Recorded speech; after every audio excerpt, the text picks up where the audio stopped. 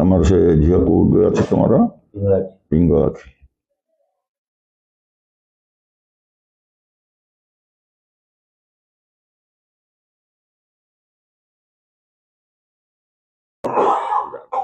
କହିଥିଲି ଆଉ ତାପରେ ସେ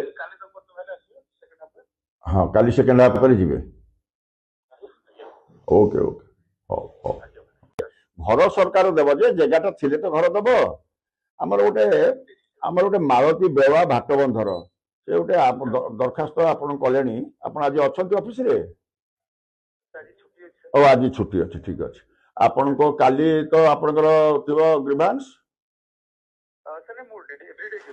ଆଚ୍ଛା, ତେଣୁ ଆମ ନମ୍ବର ରଖିଛ ତାହେଲେ। ସମୀର ଦାସ କହୁଥିଲି। ଆଚ୍ଛା, ଆମର ଯୋଉ ଜେନା ସାହିର ଅନ୍ତୁଆର ପଞ୍ଚାୟତ ଜେନା ସାହିର ଗୋଟେ ଯୋଉ କୋଠଘର ହେଇଛି 2 ଲକ୍ଷ ଟଙ୍କା